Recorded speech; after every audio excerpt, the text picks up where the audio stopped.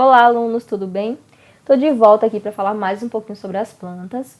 Na aula 1 eu já falei sobre os 3 primeiros grupos de plantas, né, sobre as briófitas, as pteridófitas, as gimnospermas, e a aula de hoje é sobre as angiospermas, que formam o maior e o mais diversificado grupo de plantas do planeta. Então, quem não assistiu a primeira aula, volta lá, porque essa aula é uma continuação, né? Eu vou falar sobre as angiospermas e alguns aspectos morfológicos das plantas. Mas antes disso, deixa eu fazer um resuminho, né? Falar um pouco sobre as características das plantas e sobre um pouquinho só sobre esses 3 primeiros grupos, né? Para a gente dar uma relembrada. Bom, as plantas são seres eucariontes, ou seja, elas têm, nas suas células, elas têm uma carioteca, elas têm uma membrana que envolve o núcleo, que separa o núcleo do citoplasma. Então, tanto as plantas quanto os animais, os protozoários, os fungos, são seres eucariontes.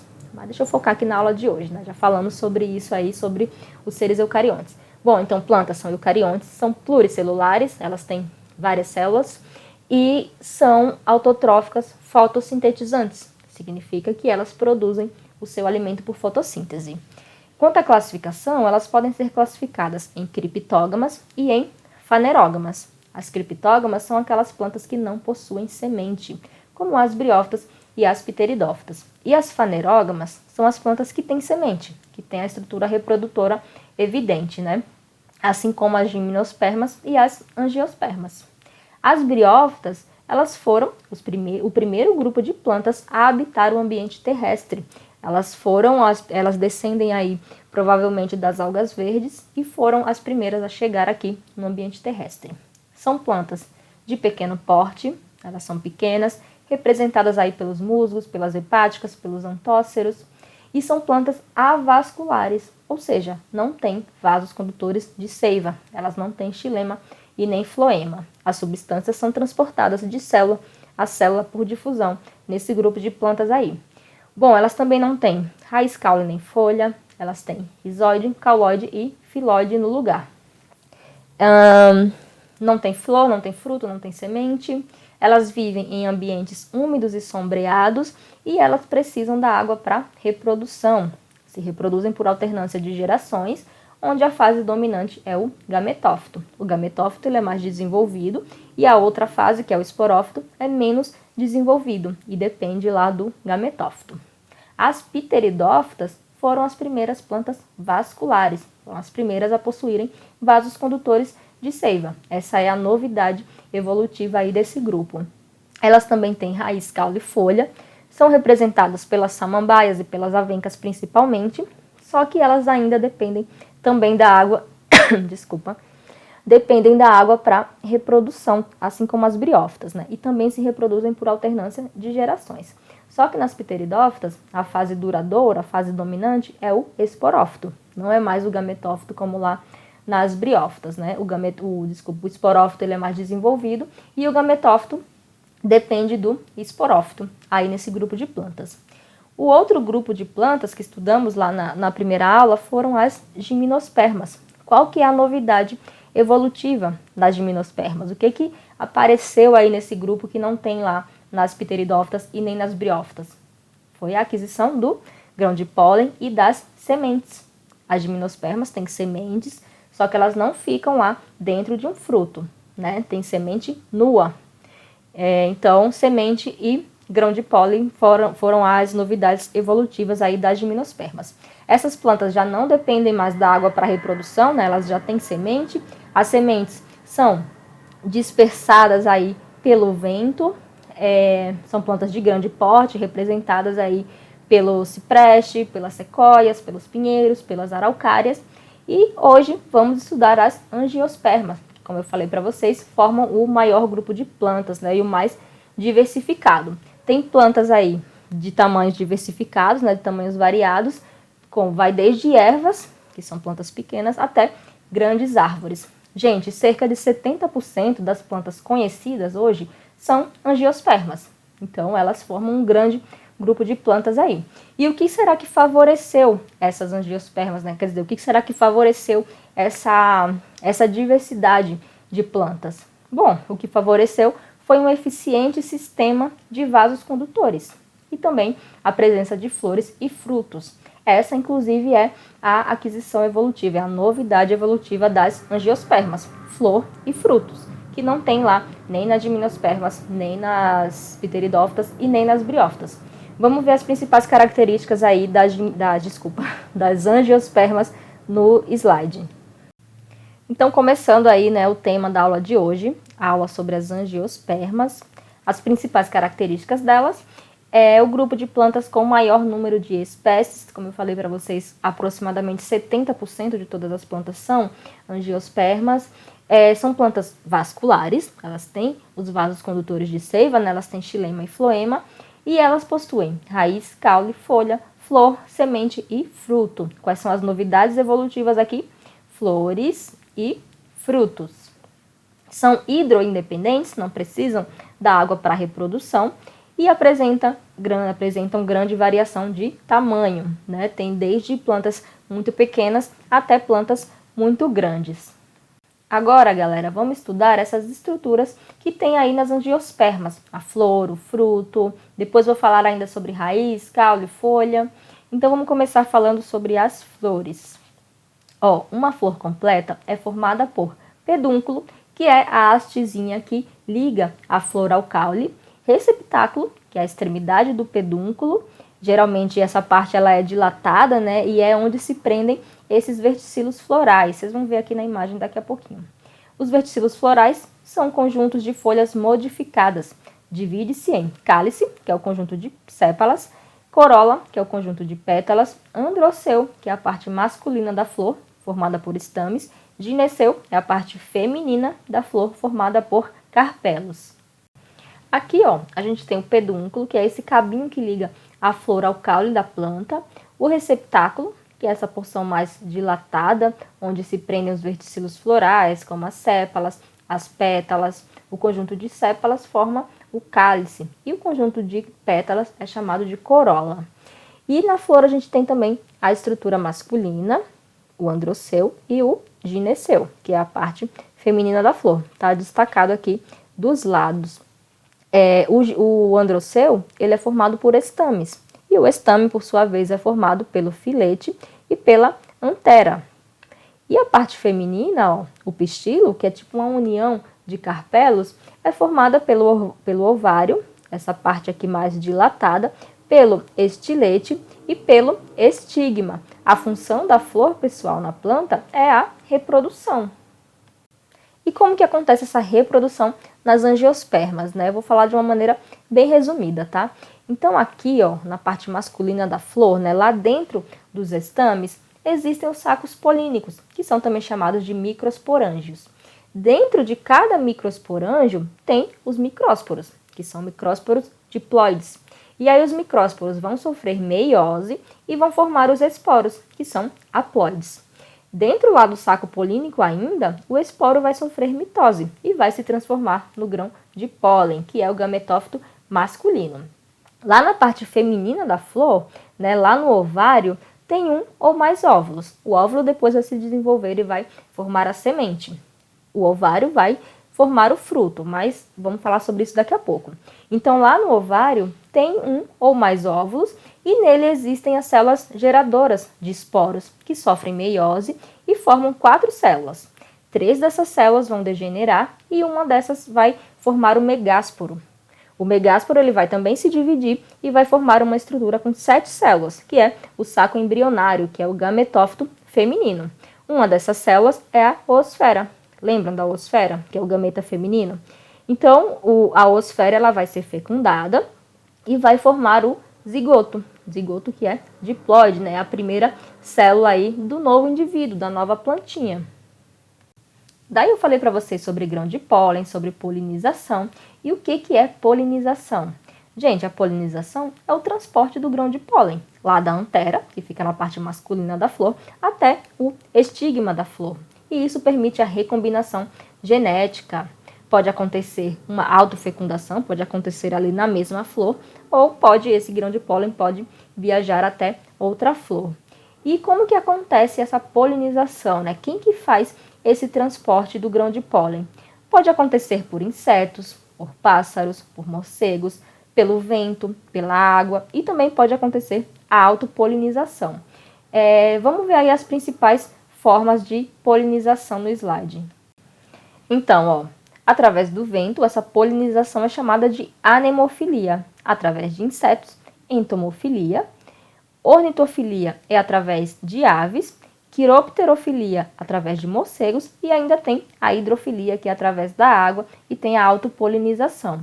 Gente, lembrem que é diferente. As gimnospermas, elas também têm grão de pólen, mas nas gimnospermas o grão de pólen só é transportado através do vento. Não é transportado lá através de aves, nem de insetos, nem de morcego. Então tem essa diferença aí. Tem polinização também nas gimnospermas, mas é uma polinização um pouquinho diferente do que nas angiospermas.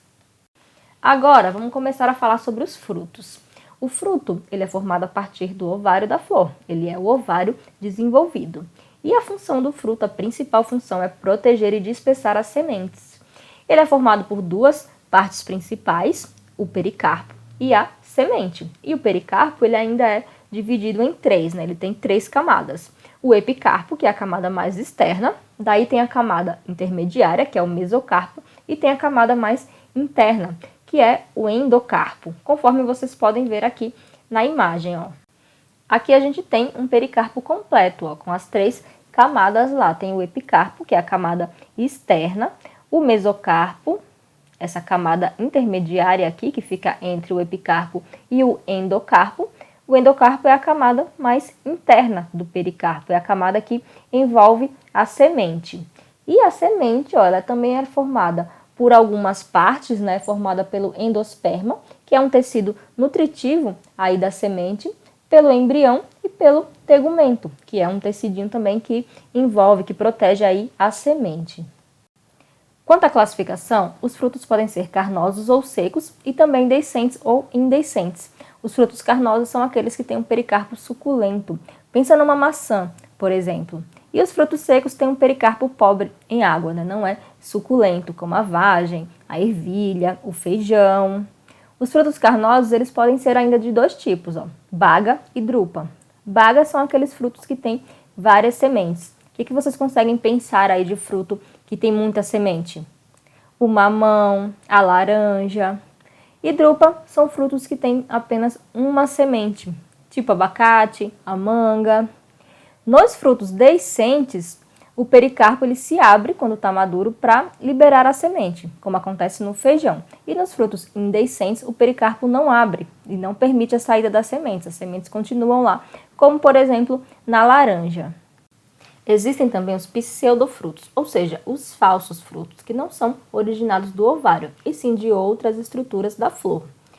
Gente, o termo fruta indica as partes comestíveis que vieram da flor. Mas nem sempre essas partes comestíveis, elas se desenvolvem do ovário. E eu já falei para vocês que o fruto é o ovário da flor desenvolvido, né? Ele é formado a partir do ovário. Então, quando essas partes comestíveis vêm de outra estrutura da flor que não é o ovário, a gente chama de pseudofruto. Aqui, ó, o caju. Qual que é a parte comestível do caju? É essa parte vermelha, né? E essa parte vermelha, essa parte suculenta do caju, ela se desenvolve a partir do pedúnculo da flor. Lembram do pedúnculo? Então, ela vem lá do pedúnculo, ela não vem do ovário. Por isso, o caju é um exemplo de pseudofruto. E qual que é o fruto verdadeiro do caju, né? Qual que é a parte que vem lá da castanha? Desculpa, já dei a resposta. É a castanha que é o fruto verdadeiro, porque vem lá do ovário da flor. E o morango? Qual que vocês acham que é o fruto verdadeiro aqui no morango, que também é um pseudofruto? São aqueles pontinhos, na verdade, os frutos verdadeiros do morango são aqueles pontinhos pequenos que tem lá em todo o morango, né? E essa parte vermelha, que a gente chama de fruto e tal, né? O pseudofruto, ele vem lá do receptáculo da flor, não vem do ovário. Por isso que o morango também é um pseudofruto. E aqui tem o figo. O figo e o abacaxi, a parte comestível, vem lá do receptáculo também da flor. Figo e abacaxi são exemplos de infrutescências, que vem lá das inflorescências, ou seja, tipo um conjuntinho com várias flores. E os frutos verdadeiros do figo é o que as pessoas chamam popularmente de semente, que ficam lá dentro do figo, né? No abacaxi, cada escama que tem lá na casca é um fruto, é um frutículo. E na maçã?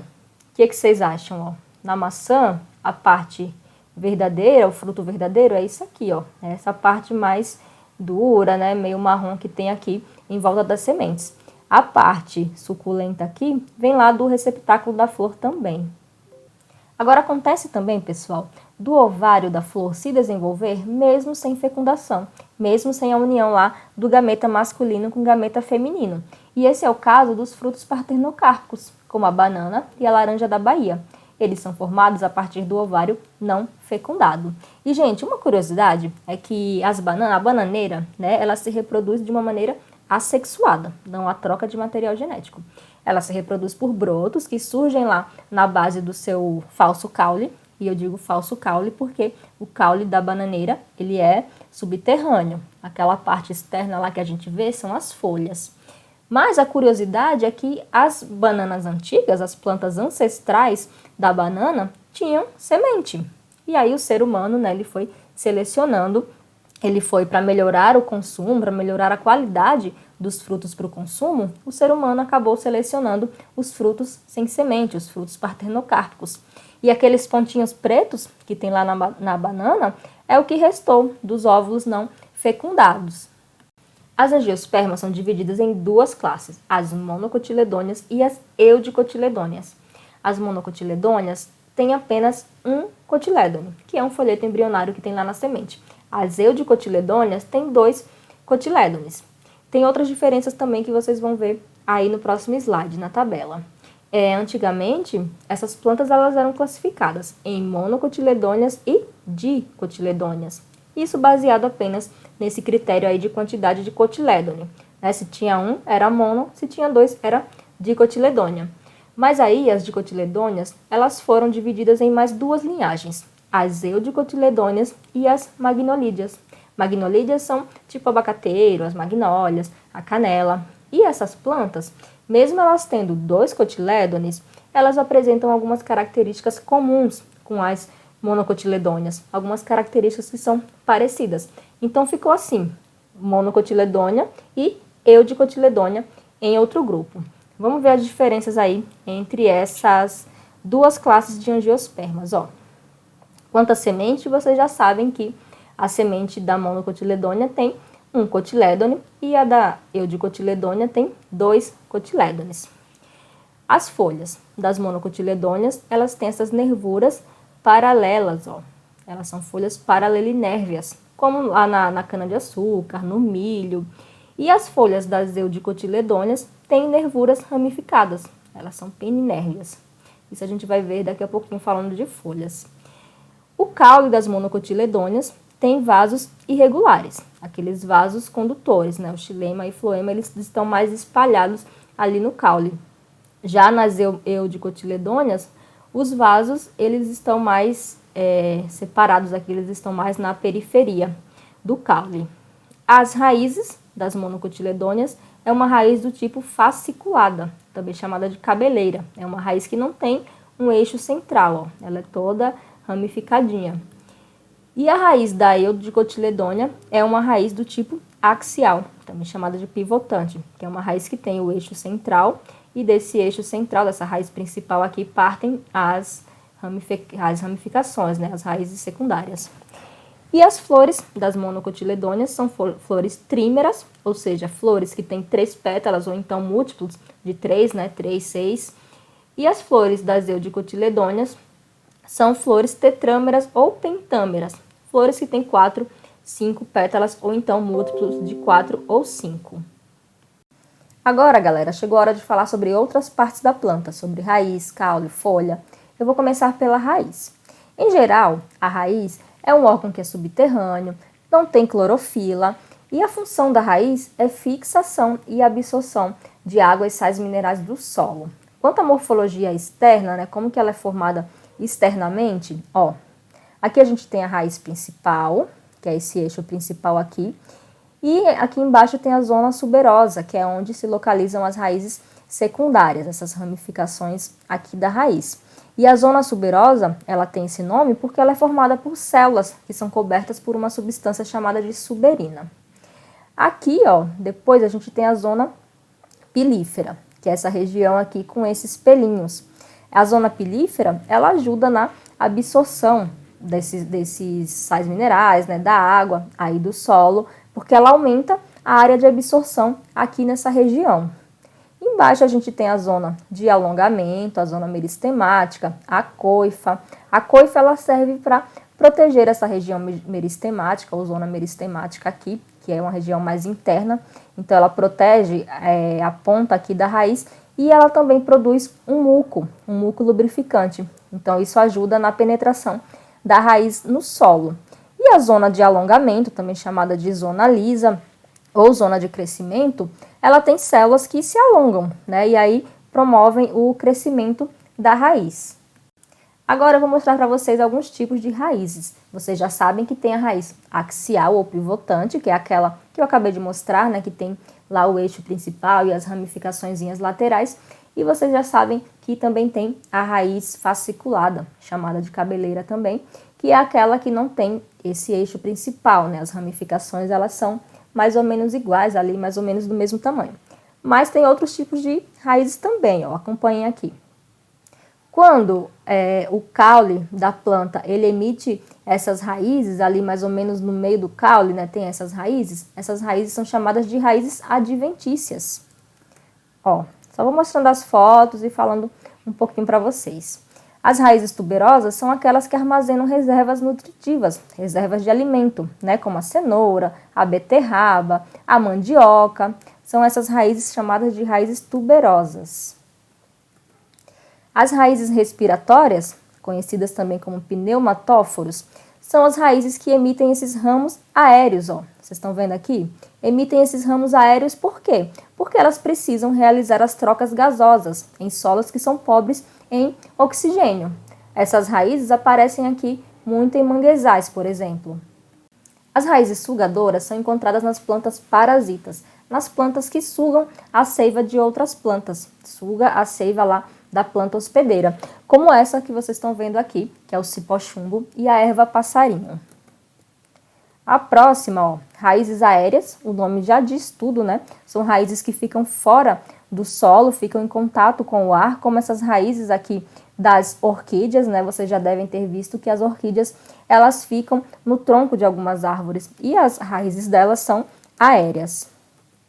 Raízes aquáticas, também como o nome já diz, são raízes que ficam na água, né? Como, por exemplo, na do aguapé, na da Vitória Régia.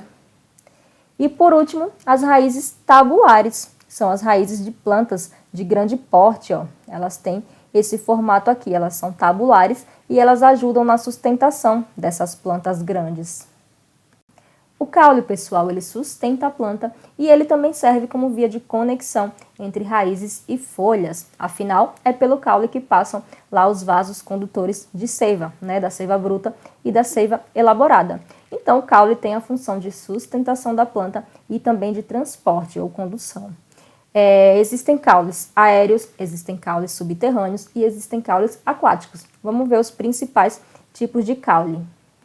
O tronco é um caule bem comum, né? É um caule aéreo, ereto, espesso e que tem essas ramificações. Esse caule ele é encontrado em plantas de médio e de grande porte. Diferente desse próximo que a gente vai ver aqui, que é a haste, é encontrado em plantas de pequeno porte, né? Esse caule ele também é aéreo, ele também é ereto, mas ele é molinho. É um caule que tem uma estrutura mole e frágil e tem essa coloração esverdeada, como esse aqui da couve. Como, pessoal, é um caule bem característico, ó. É um caule que tem a presença de nós e entrenós. Estão vendo aqui? Nó, entrenó, nó, entrenó. Ele é encontrado, como vocês podem ver, no bambu e também na cana-de-açúcar. Esse tipo é um outro tipo de caule aéreo, né? Ele também é ereto e ele é longo. A principal diferença dos troncos é que a maioria deles, né, geralmente, eles não apresentam ramificações. E as folhas surgem lá no ápice do caule. Ele está presente aí, ele é encontrado nas palmeiras e nos coqueiros. O rizóforo, ó. Os rizóforos são caules que emitem essas estruturas aqui, essas ramificações, né? Eles desenvolvem ramos que crescem lá em direção ao solo, e isso ajuda na sustentação da planta. Ele sofre um geotropismo positivo, ele vai lá em direção ao solo. E essas plantas são encontradas, por exemplo, nos manguezais. O caule do tipo rastejante é um caule pouco resistente. Ele cresce lá se apoiando no solo, ó, como acontece aqui no caso da melancia. E o próximo que eu vou mostrar para vocês também é um caule pouco resistente, o caule volúvel. São caules que crescem se apoiando em algum suporte, como acontece lá em plantas assim como a uva, o maracujá. Essas plantas elas crescem se apoiando em algum suporte. O rizoma, ó, lembram que eu falei da bananeira? Na verdade, a gente não consegue ver o caule da bananeira porque é um caule subterrâneo. O rizoma é um caule que cresce horizontalmente lá ao solo. É um caule subterrâneo. E é encontrado aí na bananeira, na samambaia, no gengibre. O próximo também é um caule subterrâneo, o tubérculo. Só que o tubérculo é um caule subterrâneo que acumula uma reserva energética, acumula lá reserva nutritiva, né? Como tem lá na batata, no inhame. Geralmente, esses caules eles apresentam gemas ali laterais que podem gerar uma nova planta. Como que eu falo para vocês sobre gema lateral? É tipo brotinhos. Se vocês já observaram aí na batata, tem tipo uns brotinhos assim crescendo nela, né? Então são caules, isso é característica de caules do tipo tubérculo. Vamos ver o próximo. Bulbo. Bulbos também são caules subterrâneos e eles também podem armazenar substâncias de reserva. Eles têm um formato achatado, como a cebola e o alho. E por último, os caules aquáticos. Esses caules eles se desenvolvem dentro da água, ó, como lá no aguapé, na Vitória Régia, na Elódia. E aí esses caules eles têm estruturas diferenciadas para o armazenamento de ar e para a flutuação. E dependendo da espécie, o caule pode apresentar modificações, como espinhos, acúleos, cladódio e gavinhas. Os espinhos, gente, o que é um espinho, né? São ramos pontiagudos que servem para proteger a planta. Eles são vascularizados. Já aqui na roseira, né, que muita gente fala que as rosas têm muitos espinhos e tal, não são espinhos ali na roseira, são acúleos. E qual que é a diferença? Os acúleos, eles não são vascularizados, eles são projeções da epiderme e eles não têm tecido vascular.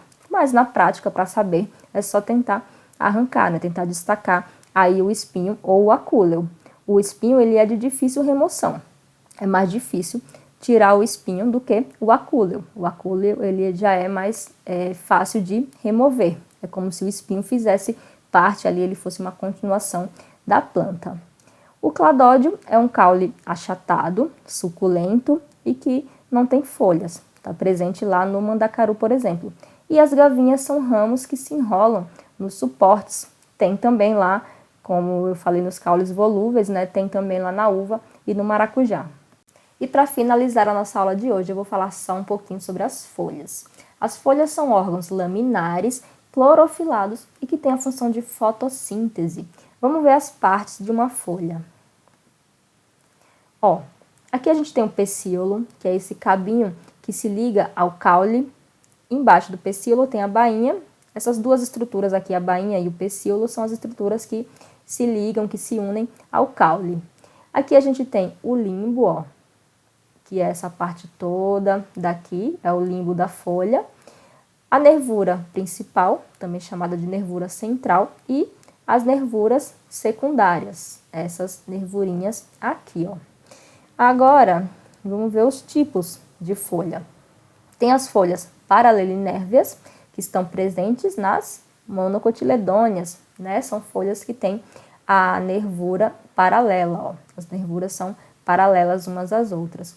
E tem a folha peninérvea, que está lá nas eudicotiledôneas. Tem a nervura central aqui e tem as secundárias que partem lá da central. Essa folha aqui é uma folha simples. E essa folha, ó, é uma folha do tipo composta. É uma folha em que o limbo se divide em folículos. Então é isso, terceiro ano, finalizamos o conteúdo de plantas. Beijos, bons estudos e até a próxima videoaula.